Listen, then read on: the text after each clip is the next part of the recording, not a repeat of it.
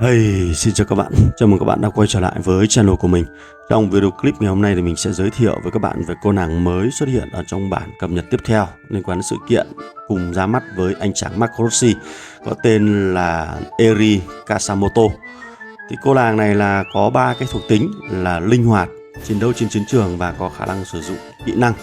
Chúng ta sẽ cùng xem xét qua cái bộ kỹ năng của cô nàng này nhé. Được, kỹ năng chiến thuật thì cô nàng này có khả năng tung ra một quả lựu đạn có thể gây ra sát thương là 1300 và tăng thêm 10% sát thương cho các mục tiêu xung quanh ngẫu nhiên trong một ô lưới của bản đồ. Mà kỹ năng thứ hai thì cô nàng có khả năng tăng kháng sát thương lên đến 15%, và nếu như đi kèm với một sĩ quan có cái skill Falcon là của anh chàng Marco Rossi thì sẽ được tăng thêm tỷ lệ chí mạng là 4% nữa.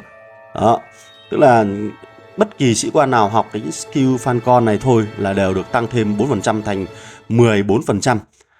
Và cái skill thứ ba là sĩ quan có khả năng tăng né tránh là 8% các cái đòn tấn công của đối thủ.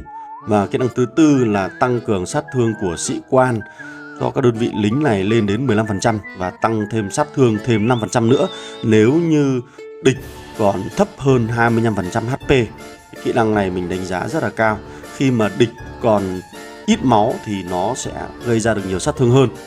Và kỹ năng thức tỉnh là cô nàng này sẽ có khả năng ném ra một quả bom gây ra thêm sát thương là 1300 và 10% sát thương cho mục tiêu xung quanh một ô lưới của bản đồ. Và cái kỹ năng này có khả năng gây ra sát thương cháy và có hệ số là 100 trong 4 giây. Mình thấy là dạo gần đây là nhà phát hành rất thích các sĩ quan có khả năng gây cháy này, và rất nhiều các cái sĩ quan trong bản cập nhật 8 chấm này có cái hiệu ứng gây cháy này rồi nhỉ. Rồi, cái kỹ năng Falcon là cái kỹ năng của anh chàng Marco Rossi, đó chính là cái kỹ năng này. Thì bình thường anh ta chỉ có 10% cơ hội thôi. Nếu như mà đi kèm với cái skill của cô nàng Eri Kasamoto này thì chúng ta sẽ được tăng thêm là 4% nữa.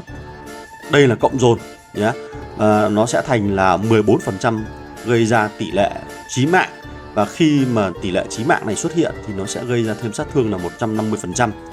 Thì cái tỷ lệ chí mạng này nó sẽ được cộng dồn với các skill chí mạng khác của Hoàng Kim Thần Ưng hoặc là Lữ Thần Công Lý, thì nó sẽ gây ra cái xác suất chí mạng nó cao hơn. Đồng thời là nếu như chúng ta triển khai lên đơn vị bộ binh của Đức thì cái tỷ lệ chí mạng nó còn tăng thêm nữa nhé. Rồi, ở đây thì mình thấy có cái phần skill gây ra tỷ lệ né tránh. Thì cái né tránh này mình thấy khá là hay, nhưng mà tỷ lệ khá là thấp, 8% thôi, thì không biết là né có được nhiều không. Đó, và có một điểm nữa là liên quan đến cái skill thức tỉnh của cô nàng này là gây ra thêm 10% sát thương cho 2 mục tiêu xung quanh một ô lưới. Thì 10% này các bạn nhìn có vẻ nhiều, nhưng nếu như so sánh với Bạch Lang của cô nàng này là 30%. Đấy. Thậm chí là cái tầm lan của quả lựu đạn của cô nàng này nó còn lớn hơn rất là nhiều. Thì mình thấy là 30% sát thương lan này nó không đáng là bao nhiêu so với cái giá trị gốc của cô nàng, mà bây giờ là chỉ có 10% thôi. Thì mình đánh giá là cô nàng Eri Kasamoto này là một trong số sĩ quan của máy chủ trước 75 ngày. Thì cái hệ số sát thương kỹ năng sĩ quan của cô mới chỉ có 1300 thôi. Và nếu anh em sẽ hỏi là cô nàng này có xứng đáng để đầu tư hay không, thì mình có lẽ là đối với mình thì cô nàng này chỉ xứng đáng để học kỹ năng là chính. Bởi vì là cái hệ số sát thương kỹ năng sĩ quan của cô khá là thấp. Và cái bộ kỹ năng này mình đánh giá cũng không cao, bởi vì tất cả các chỉ số nó dựa vào tỷ lệ và phần trăm là hên xui là chính thôi. Ok. Rồi, thì nếu như các bạn cần thì chúng ta có lẽ là sẽ phải đợi thêm thời gian để chờ các bài test của cô nàng này nhé. Rồi, có lẽ là video clip của mình xin phép được tạm dừng tại đây. Hẹn gặp lại anh em ở trong các video clip lần sau.